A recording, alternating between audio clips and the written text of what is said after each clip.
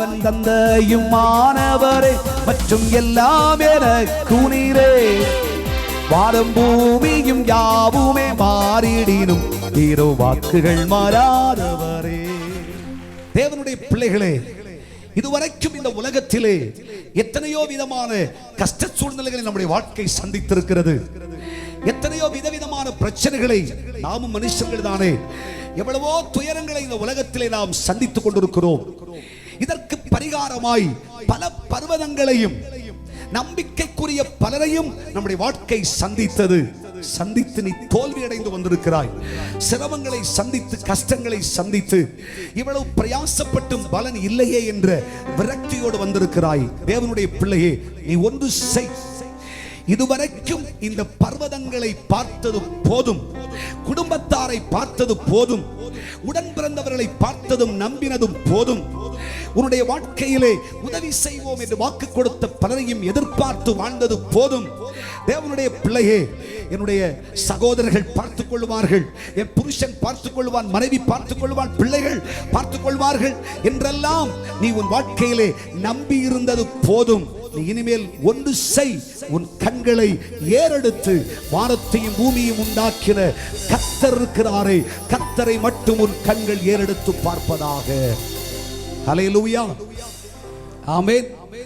நம்பிக்கைகளாய் பேசின இவைகளை பார்த்த நீ இனிமேல் அதற்கப்புறமாய் உதவி அருளுகிற, மேன்மை அருளுகிற, ஒத்தாசை அருளுகிற, நம்முடைய வாழ்க்கையிலே நமக்கு நன்மை செய்கிற ஆச்சரியமான ஒருவர் இருக்கிறார். அவர் வானத்தையும் பூமியும் உருவாக்கிற நம்முடைய கர்த்தராகிய தேவன்.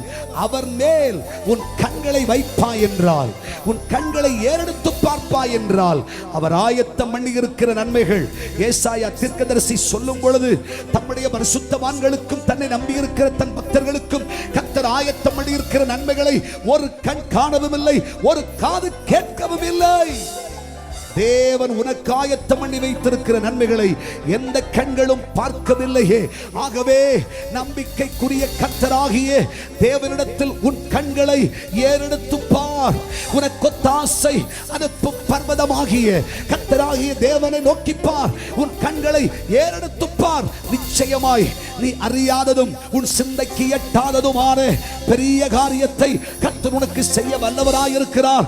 உன் வாழ்க்கையில் இதுவரை நீ அறிந்ததாத ஒரு ஆசீர்வாத ஊற்று உனக்காய் திறக்கும். கர்த்தருடைய பிள்ளையே, இதுவரைக்கும் இந்த உலகத்திலே நம்பின பர்வதங்களால் உனக்கு உதவி இல்லை. கர்த்தர் சொல்லுகிறார், நீ என்னை நம்புவாய் என்றால், விசுவாசிப்பாய் என்றால், உன் கண்கள் என் சமூகத்தில் ஏறெடுக்கப்படுமானால் இதுவரைக்கும் உன் வாழ்க்கையில் அறியாத உதவியின் கரம் உனக்காக நீட்டப்படும். உனக்கு ஒத்தாசையாக நான் இறங்கி வருவேன். உனக்காக ஒரு தூதனாய் எங்கே வருவேன். நீ சிந்தியாத நன்மையாய் எங்கே வருவேன். நீ இதுவரையும் யோசித்திராத ஆசீர்வாதமாய் வருவேன். கைகளை தட்டி கர்த்தரை மகிமைப்படுத்து. எத்தனை பேர் இதை விசுவாசிக்கிறீர்கள்? ஹல்லேலூயா.